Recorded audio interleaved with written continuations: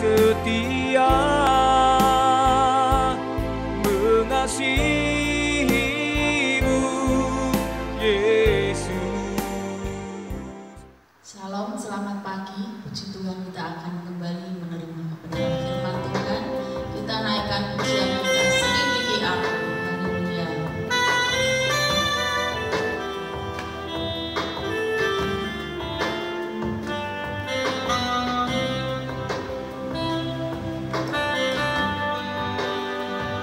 Selidiki aku, lihat hatiku, apakah aku sungguh mengasihimu, Yesus. Kau yang mata yang menilai hidupku, tak ada yang tersembunyi bagimu. Telah kulihat kebaikanmu yang tak pernah habis hidupku. Ku berjuang sampai akhirnya, kau dapati aku tetap setia. Selidiki aku,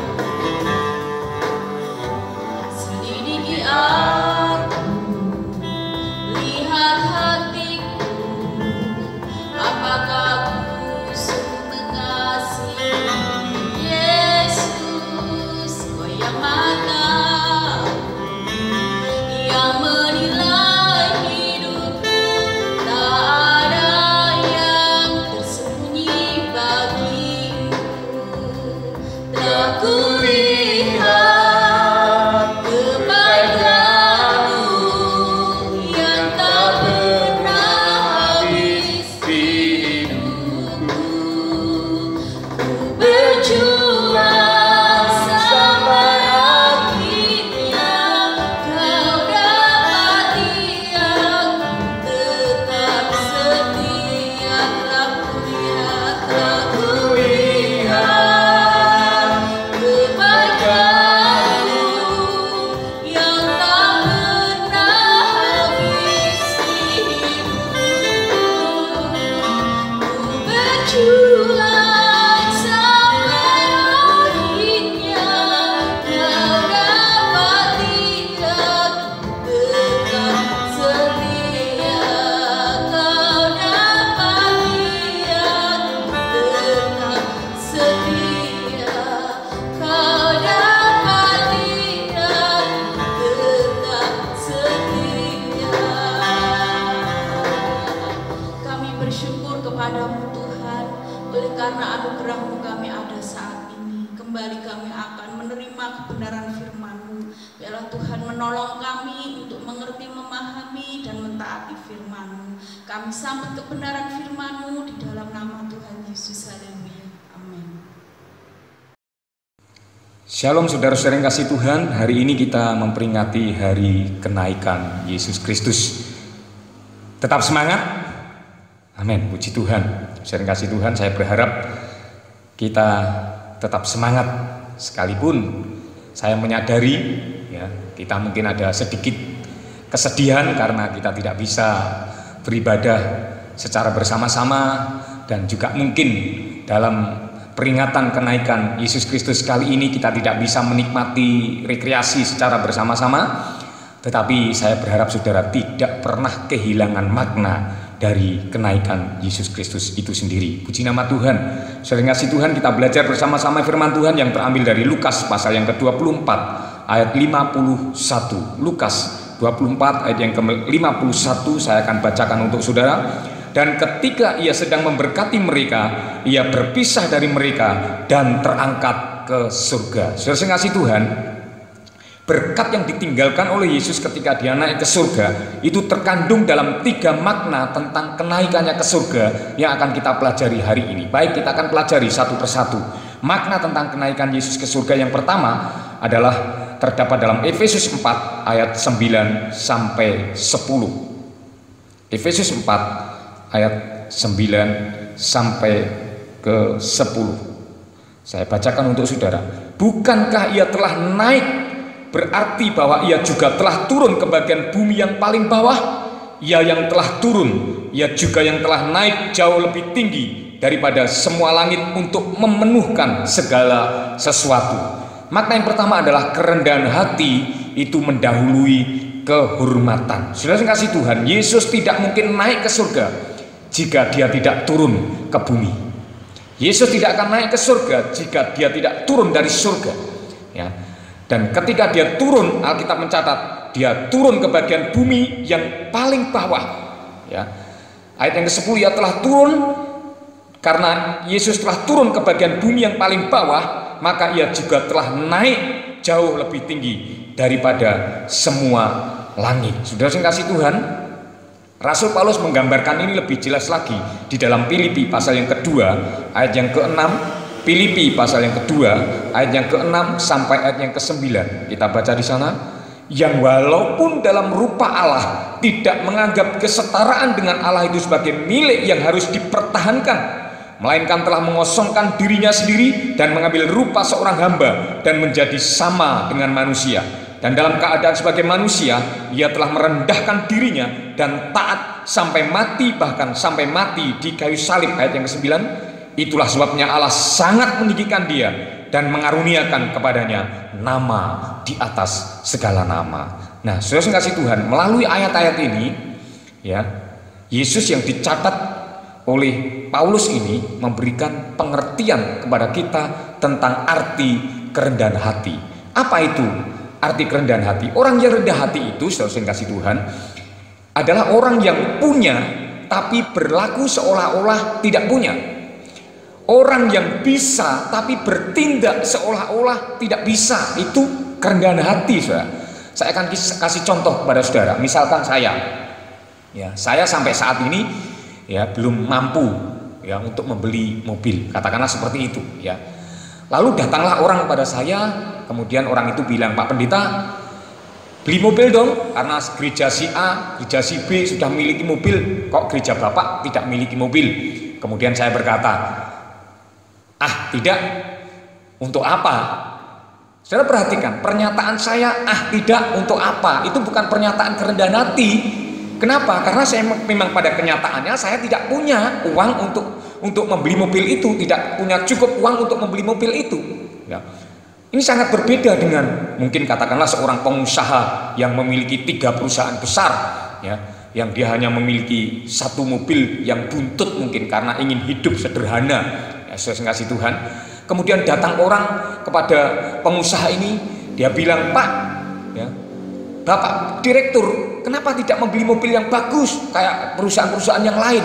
Ya, kemudian direktur ini mungkin berkata seperti ini, tidak untuk apa? Ya, pernyataan tidak untuk apa itu tadi, saya kasih Tuhan, itu adalah wujud dari kerendahan hati. Karena apa? Karena sebenarnya direktur ini bisa membeli mobil, tapi dia tidak mau membeli mobil. Dia punya, tapi dia bertindak seolah-olah tidak punya, ya. Saudara kasih Tuhan. Nah, inilah yang saya namakan kerendahan hati itu tadi, yang dicatat oleh Rasul Paulus sebagaimana dalam Filipi 2 ayat 6 sampai ayat yang ke-9 itu tadi. Nah, itulah Yesus yang digambarkan oleh Paulus, memiliki kerendahan hati yang sedemikian rupa sampai ayat yang ke-8 dikatakan, dan dalam keadaan sebagai manusia dia memiliki rupa setara dengan Allah. Tetapi kesetaraan dengan Allah itu dia kosongkan, dia taruh, dia letakkan, ya, dia mengosongkan dirinya. Alkitab mencatat seperti itu, dan mengambil rupa sebagai manusia, dan dalam keadaan sebagai manusia, ayat yang ke-8, ia telah merendahkan dirinya dan taat sampai mati, bahkan sampai mati di kayu salib. Saudara kasih Tuhan, tidak ada kematian yang lebih hina daripada mati di kayu salib. Yaitu hukuman yang hina, dihinakan, direndahkan, dipermalukan, saudara. Ya, tetapi kita melihat Yesus yang dihinakan itu tadi, ternyata dia tidak terhina karena dia dihinakan. Maksud saya begini, jangan sampai kita bingung hanya karena kita dihina orang. Jangan sampai kita bingung hanya karena kita direndahkan oleh orang, ya. Saudara kasih Tuhan, sejauh selama kita ini tidak melakukan hal-hal yang hina, maka kita tidak akan terhina hanya karena kita dihina oleh orang lain. Demikian pun Yesus. Kenapa Yesus itu tidak terhina? Sekalipun dia mati dengan cara yang terhina, Karena Yesus tidak pernah melakukan hal-hal yang hina. Ya, saudara kasih Tuhan, Yesus merendahkan diri sampai dia mati di kayu salib. Inilah yang dimaksud oleh Paulus dalam Efesus 4 ayat yang 9-10 tadi. Dia turun ke bagian bumi yang paling bawah, ya. Sehingga ketika dia naik mengatasi segala langit, ya, segala langit. Ya. Dinaikkan sedemikian rupa, dimuliakan sedemikian rupa. Inilah yang saya namakan sebagai kerendahan hati yang mendahului kehormatan. Itu makna kenaikan Yesus yang pertama. Yang kedua, makna kenaikan Yesus yang kedua adalah kehormatan Yesus atau kemuliaan Yesus yang didapat dari kayu salib itu tadi adalah keselamatan bagi kita. Kita melihat dalam Yohanes 12 ayat 32. Yohanes 12 maksud saya, ayat yang ke-32. Yohanes 12 ayat 32. Dan apabila aku ditinggikan dari bumi, kata Tuhan, aku akan menarik semua orang datang kepadaku. Dan saya kasih tahu pada saudara, dalam ayat yang lain dikatakan Yohanes pasal yang ke-6 ayat 37 dan 40. Di sana dikatakan bahwa orang yang datang pada Yesus itu tidak pernah dibuang. Orang yang datang pada Yesus itu diselamatkan. Ya, kenapa? Karena naiknya Yesus ke surga, sekali lagi, naiknya Yesus ke surga itu menyediakan tempat bagi saudara dan saya. Amin. Ya, puji nama Tuhan. Itu sebabnya, ya, itu tercatat dalam Yohanes 14 ayat yang kedua. Aku pergi pada Bapa untuk menyediakan tempat bagimu. Dan ketika aku telah menyediakan tempat bagimu, aku akan datang kembali dan membawa kamu pergi ke tempat di mana aku telah menyediakannya bagimu. Dalam Yohanes 14 ayat yang kedua. Inilah saudara, keuntungan kita sebagai orang Kristen, sebagai pengikut Kristus, ada jaminan bagi keselamatan kita. Amin. Kita dijamin keselamatan kita, dijamin oleh Yesus, karena Yesus pergi ke surga menyediakan tempat bagi kita. Bukan hanya itu saja, ketika tempat itu telah tersedia, dia datang ke bumi dan menjemput saudara dan saya pergi ke rumah yang kekal itu. Puji nama Tuhan. Inilah makna kenaikan Yesus yang kedua. Kehormatan Yesus, kemuliaan Yesus, Yesus dinaikkan, Yesus ditinggikan, ya, naik ke surga adalah untuk keselamatan saudara dan saya. Puji Tuhan. Sekarang yang ketiga, yang terakhir dari makna tentang kenaikan Yesus ke surga itu, Wahyu 2 ayat yang ke-10 bagian B. Wahyu 2 ayat yang ke-10 bagian B. Kita langsung bagian B. Hendaklah engkau setia sampai mati, dan aku akan mengaruniakan padamu mahkota kehidupan. Yang ketiga, makna dari kenaikan Yesus Kristus yang ketiga adalah kita diselamatkan karena kita setia. Katakan amin. Kita diselamatkan karena kita setia. Sudah kasih Tuhan, hanya orang yang setia yang akan memperoleh janji-janji Tuhan. Dulu pernah saya sitir tentang itu. Hanya orang yang bertekun, hanya orang yang setia yang akan memperoleh janji-janji Tuhan. Janji Tuhan itu bisa dibagi menjadi dua tahap, ya, jangka panjang dan jangka pendek. Ya, kita melihat jangka pendeknya terlebih dahulu. Dalam Kisah Rasul pasal 1 ayat yang keempat dan 5, dalam kaitannya dengan kenaikan Yesus, ya, kita melihat dalam Kisah Rasul pasal yang ke-1 ayat yang keempat. Pada suatu hari ketika ia makan bersama-sama dengan mereka, ia melarang mereka meninggalkan Yerusalem dan menyuruh mereka tinggal di situ, menantikan janji Bapa yang demikian katanya. Telah kamu dengar daripadaku, ayat yang ke-5, sebab Yohanes membaptis dengan air, tetapi tidak lama lagi kamu akan dibaptis dengan Roh Kudus. Janji Tuhan dalam jangka pendek adalah janji mengenai dipenuhinya para murid-murid itu dengan Roh Kudus. Janji tentang kedatangan Roh Kudus. Nah, saudara kasih Tuhan, dalam ayat ini Yesus tidak menyebut mengenai kurun waktu tertentu. Apa maksud Yesus? Ya, dia hanya mengatakan tidak lama lagi. Perhatikan kata-kata tidak lama lagi dalam ayat yang kelima. Tidak lama lagi, tidak lama lagi. Ya, saudara kasih Tuhan, itu menyatakan maksudnya Yesus, dia tidak menyebut kurun waktu tertentu adalah supaya saudara dan saya bisa setia. Amin. Ya, setia. Ya, karena hanya orang yang setia yang dapat menanti, dapat menerima janji-janji Tuhan itu tadi. Nah, saudara yang kasih Tuhan, dalam kisah ini, ya, dalam kisah Yohanes, kisah para rasul ini tadi, itu ada tentang peristiwa Pentakosta. Ya, Jadi pencurahan Roh Kudus itu ternyata para murid-murid ini hanya menanti 10 hari. Ya, hanya menanti 10 hari. Sekalipun di awal tadi Yesus tidak menyebutkan kurun waktu tertentu, tetapi ketika para murid ini menanti dengan tekun di Yerusalem 10 hari kemudian Roh Kudus itu dicurahkan. Janji Tuhan itu digenapi setelah 10 hari menanti. Itulah sebabnya saudara kasih Tuhan, gereja-gereja Pantekosta Ortodok, ya Pantekosta Hiran lah, termasuk gereja kita beberapa yang lalu kita juga pernah melakukan doa 10 hari, doa Pentakosta 10 hari. Ya, saya kasih Tuhan. Ini baik, sekali lagi ini baik. Saya tidak mengatakan ini tidak baik, ini baik, saudara. Tetapi ini tidak bisa dikatakan sebagai wujud kesetiaan. Kenapa? Sebab sudah kasih Tuhan, kesetiaan itu ya tidak ada batasan waktu. Kesetiaan itu meliputi seumur hidupmu dan hidupku. Kesetiaan itu seumur hidup kita. Kita harus setia sampai mati. Dalam Wahyu 2 ayat yang 10 bagian B tadi dikatakan seperti itu. Jadi sekali lagi saya tidak menentang orang yang berdoa 10 hari. Ya, kita harus berdoa setiap saat, bukan hanya 10 hari. Maksud saya seperti itu. Gitu ya. Itulah sebabnya saya lebih cenderung memberikan pada saudara itu ya waktu-waktu untuk mendirikan misbah keluarga di tengah-tengah rumah tangga saudara, sehingga setiap hari ya ada api Roh Kudus yang menyala di tengah-tengah keluarga dan rumah tangga saudara semua. Puji nama Tuhan. Ya, ini jangka pendeknya, jangka pendeknya. Nah, sekarang jangka panjangnya. Ya. Kisah Para Rasul pasal yang ke-1 ayat yang 10, ya, ayat yang ke-10 dan 11 kita melihat di sana. Dikatakan ketika mereka sedang menatap ke langit, melihat, menyaksikan Yesus naik ke surga, saudara kasih Tuhan, tiba-tiba berdirilah 2 orang yang berpakaian putih dekat mereka dan berkata kepada mereka, "Hai orang-orang Galilea, mengapakah kamu berdiri melihat ke langit? Yesus ini yang terangkat ke surga meninggalkan kamu," janjinya ini, "akan datang kembali dengan cara yang sama seperti kamu melihat dia naik ke surga."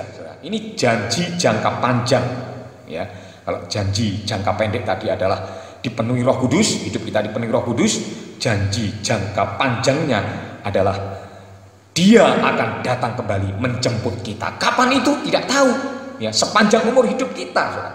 Makanya saya kasih judul yaitu jangka panjang, janji Yesus mengenai jangka panjang. Ya, Kisah Rasul 1 ayat yang ke-10 sampai 11 tadi. Nah, saudara kasih Tuhan, orang tidak akan bisa setia sampai mati, jangka panjang itu tadi, ya, jika kita tidak dipenuhi dengan Roh Kudus, yaitu jangka pendek. Itulah sebabnya kita harus melalui jangka-jangka tahapan-tahapan tertentu itu tadi. Tahap yang ke-1 yaitu janji Tuhan dalam jangka pendek itu tadi harus terjadi dalam kehidupan kita. Kita harus dipenuhi dengan Roh Kudus, baru kita bisa setia sampai mati. Maksud saya seperti itu. Tanpa kita dipenuhi dengan Roh Kudus, tidak ada seorang pun yang bisa setia sampai mati. Nah, saudara kasih Tuhan, tanda dipenuhi dengan Roh Kudus itu ya bukan hanya dengan bahasa roh. Ya. Tanda dipenuhi dengan Roh Kudus itu memang dalam kasus hari Pentakosta dalam Kisah Rasul 2 itu memang itu adalah bahasa roh, bahasa lain. Saudara yang kasih Tuhan ya. Tetapi tidak harus demikian. Maksud saya seperti itu. Kenapa? Karena apa artinya kita ini berbahasa roh tanpa kita mengeluarkan buah-buah roh, saudara kasih Tuhan. Ya, saya kasih contoh seperti ini. Ketika saudara tidak mengetahui apa yang ada di dalam cangkir itu, saudara tidak akan pernah tahu apa yang ada di dalam cangkir yang mungkin bukan transparan. Ya, saya masukkan ya di situ sesuatu. Maka saudara baru tahu apabila cangkir ini telah penuh, yaitu melimpah keluar. Ya. Jadi bagaimana seseorang itu bisa dikatakan penuh dengan Roh Kudus? Ya, mungkin orang ini berbahasa roh dan lain sebagainya, tetapi tidak pernah melakukan hal-hal yang berkaitan dengan buah-buah roh, tidak pernah mengeluarkan buah-buah roh. Maka kita meragukan orang yang sekalipun mungkin berbahasa roh, mohon maaf ya, sekalipun berbahasa roh, tetapi hidupnya tidak pernah mengeluarkan buah-buah roh. Ya, sudah barang tentu yang ada di dalam ini bukan buah-buah roh, saudara. Bukan Roh Kudus. Ya, kenapa? Karena kalau orang yang penuh dengan Roh Kudus, sudah barang tentu seperti yang saya ilustrasikan tadi, yang keluar itu juga pasti Roh Kudus, pasti buah-buah roh. Ya, itu sebabnya saudara kasih Tuhan, mari kita belajar bersama-sama. ya, untuk dipenuhi dengan Roh Kudus. Pastikan hidup kita itu dipenuhi dengan Roh Kudus. Dengan cara apa? Dengan cara kita mengeluarkan buah-buah roh. Salah satunya adalah kita tetap setia. Kesetiaan itu adalah salah satu buah roh. Kenapa? Karena kita diselamatkan oleh karena kita setia. Ya, saudara kasih Tuhan, itulah saya rasa kebenaran firman Tuhan yang dapat saya sampaikan kepada saudara. Dan sebagai kesimpulannya, saudara kasih Tuhan, makna dari kenaikan Yesus Kristus itu, Yesus naik ke surga karena dia telah turun ke bumi, yang saya maknai sebagai kerendahan hati mendahului kehormatan. Sementara saudara kasih Tuhan, Yesus naik untuk menyediakan tempat bagi kita, yang saya maknai kemuliaan Yesus adalah keselamatan kita. Ya. Berikutnya lagi, Yesus naik ke surga supaya Roh Kudus itu turun, yang saya maknai sebagai kita diselamatkan karena kita setia, yaitu setia menanti Roh Kudus agar kita bisa setia sampai mati. Tuhan memberkati kita. Mari kita dudukkan kepala kita berdoa. Bapa Surgawi, terima kasih atas kebenaran firman-Mu yang telah kami dengar hari ini. Berkenanlah Engkau memberkati apa yang telah kami pelajari hari ini. Bukan hanya kami mengerti, lebih daripada itu kami dapat lakukan dalam kehidupan kami sehari-hari, sehingga kami tidak pernah kehilangan makna dari kenaikan-Mu ke surga. Terima kasih Tuhan. Di dalam nama Tuhan Yesus Kristus kami akan melanjutkan ibadah kami hari ini. Amin. Selanjutnya saya serahkan kepada pemimpin pujian. Puji Tuhan, kita sudah menerima kebenaran firman Tuhan. Kita akan berdoa syafaat. Kita mau pujikan dengan satu pujian Ajarku Setia. Haleluya.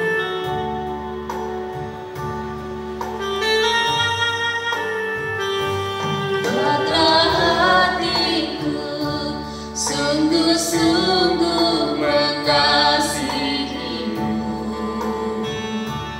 Biarlah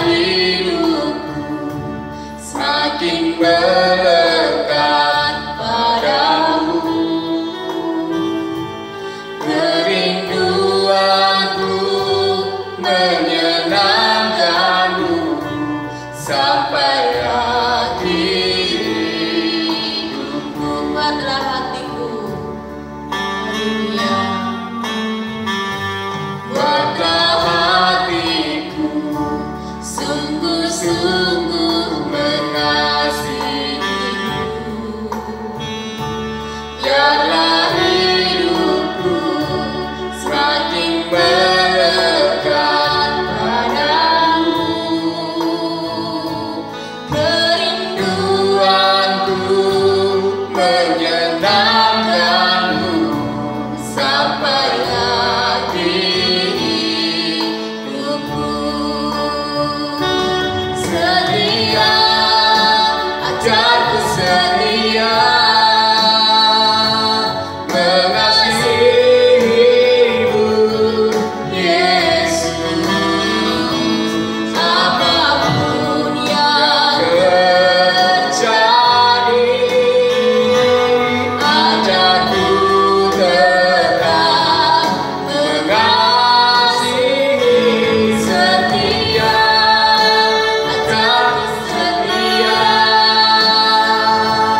melayanimu, Tuhan. Setia, setia, ajarku setia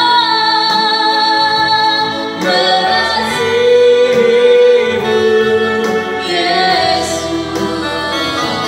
Apapun yang terjadi, ajarku tetap mengasihi. Setia, ajarku setia melayanimu, Tuhan. Inilah yang merupakan doa kami di hadapan-Mu, Tuhan, supaya Engkau menolong kami untuk kami tetap setia apapun yang terjadi. Karena kesetiaan kami inilah yang akan membawa kami untuk tinggal bersama-sama dengan Engkau di rumah-Mu yang kekal. Terima kasih Tuhan, Engkau sudah mau mati, Engkau Engkau sudah mau bangkit dan naik ke surga untuk menyediakan tempat buat kami semuanya. Terima kasih Engkau menyelamatkan hidup kami Tuhan. Engkau mengampuni seluruh pelanggaran dan dosa-dosa kami. Telah Engkau hapuskan melalui korban-Mu di atas kayu salib.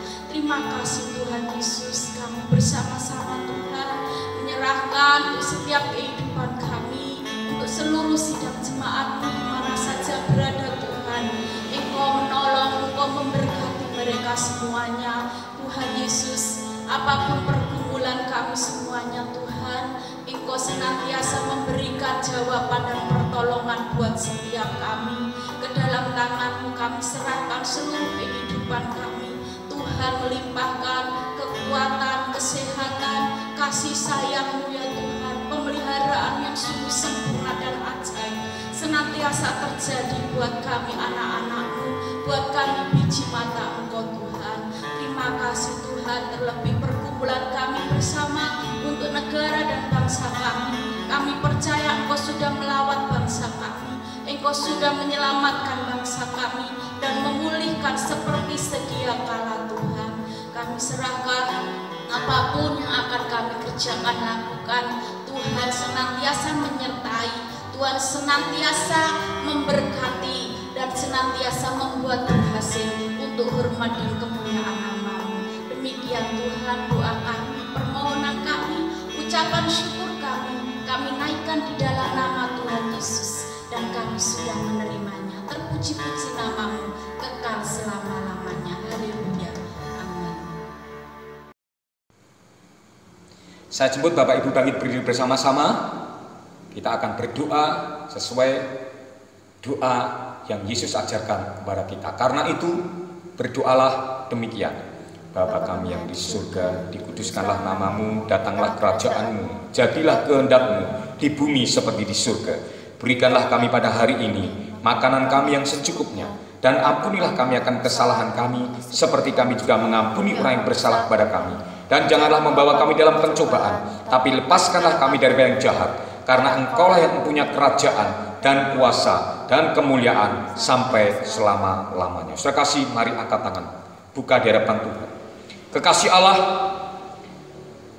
terimalah dan turunlah atas hidupmu, menjadi bahagian hidupmu segala berkat-berkat Tuhan, yaitu berkat nikmat anugerah, kasih karunia dan damai sejahtera yang mengalir membanjir dari tahta Allah Bapa surgawi kita, yang senantiasa mengasihi kita, mencintai kita, bahkan menyelamatkan kita oleh karena Yesus Kristus anaknya yang tunggal, serta berkat persekutuan, berkat kekuatan, berkat kesehatan yang dijamin oleh Roh Kudusnya, kiranya senantiasa menyertai kita sekalian hari ini, bahkan sampai selama-lamanya. Di dalam nama Tuhan Yesus Kristus kami kembalikan kerjaan yang kudus dengan mantap memberkati berkata amin. Tuhan memberkati kita semua.